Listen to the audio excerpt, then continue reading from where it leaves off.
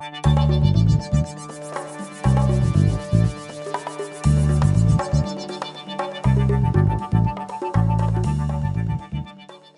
suis le directeur des systèmes d'information de l'IMM depuis bientôt 4 ans. Je ne viens pas du secteur, je viens du monde de la grande distribution et de l'industrie. Et je participe à un grand plan de modernisation, on va dire, de l'hôpital. Donc ça consiste en fait à appliquer les bonnes règles et les bonnes gestions d'administration du SI comme on peut le faire peut-être un petit peu plus dans d'autres secteurs. C'est un plan de modernisation qui permet d'optimiser les processus de l'hôpital et de faire participer le personnel soignant de plus en plus au processus grâce aux différents outils mobiles qu'on peut leur apporter. Dans le cadre de la modernisation des processus de l'hôpital, on a décidé de mettre en œuvre un système qui permet d'assister les utilisateurs dans la gestion du parcours du patient. L'objectif étant de moderniser en fait le système et surtout de faire qu'on puisse optimiser la gestion des lits, puisque finalement un hôpital c'est pas si loin que ça que la gestion d'un hôtel en fait. Pour pouvoir soigner tout le monde au bon coup, l'objectif étant d'optimiser la gestion des lits. Donc c'est un sujet qui est assez à la mode en ce moment dans l'univers hospitalier. Et on a donc mis en place un processus de gestion des lits qui s'appuie sur un système informatique.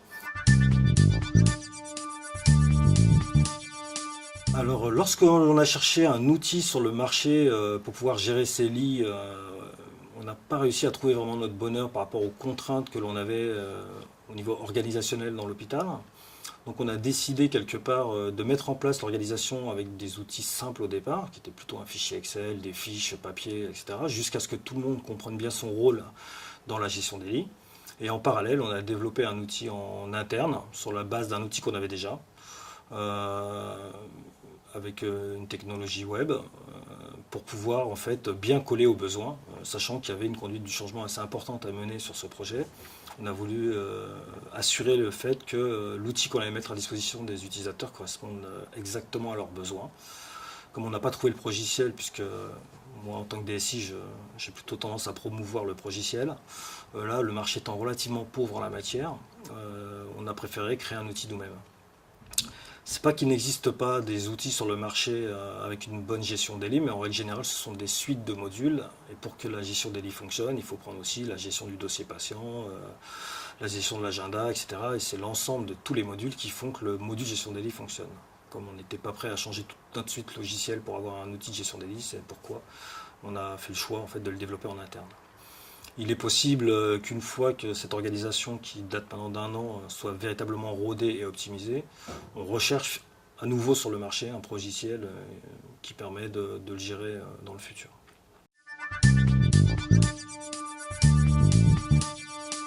Donc en gros, le système informatique permet d'anticiper tous les mouvements d'entrée et de sortie des patients. Il s'appuie sur les prises de rendez-vous, les agendas, etc. de manière automatique. Et il calcule le délai théorique d'occupation des lits. Et il permet ensuite d'anticiper les sorties et de pouvoir prévoir combien de personnes on va pouvoir gérer dans combien de lits, pendant combien de temps. C'est un outil qui sort également des statistiques et qui permet de gérer au mieux les places de lit. Il est utilisé par la gestion administrative du patient et il est aussi utilisé par une cellule de régulation qui a été créée en parallèle de la mise en place de cet outil. L'objectif de cette cellule de régulation étant d'optimiser cette gestion de lit. Donc on a pu se rendre compte, alors évidemment il y a un fort impact au niveau de l'organisation de l'hôpital, puisqu'il y a des dépendances transverses maintenant sur différents services, avec une visibilité qui n'existait pas auparavant. C'est-à-dire que cet outil permet de voir et de se projeter dans le temps pour voir à quel moment, peut-être dans une semaine par exemple, qu'on va avoir un problème de lit, ce qu'on ne voyait pas avant, on constatait le jour J en fait, et ça permet quelque part de prendre des décisions de priorisation, choses comme ça. Évidemment, ça provoque un changement culturel également à l'hôpital, puisque il n'y avait pas de cellule de régulation avant qui avait à prioriser la gestion des lits. Alors on a pu constater au bout de 3 mois de mise en place de cet outil un net progrès de taux d'occupation des lits, Ce qui bien sûr est extrêmement intéressant par rapport aux finances de l'hôpital et à l'optimisation des soins par rapport au nombre de ressources qui sont utilisées.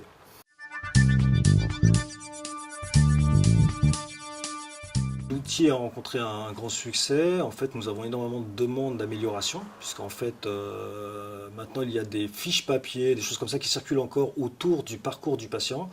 Et on nous a demandé de réintégrer toutes ces informations directement dans cet outil, puisque maintenant, énormément de gens demandent à accéder à cet outil, puisqu'il donne une vision transverse de l'occupation de l'hôpital.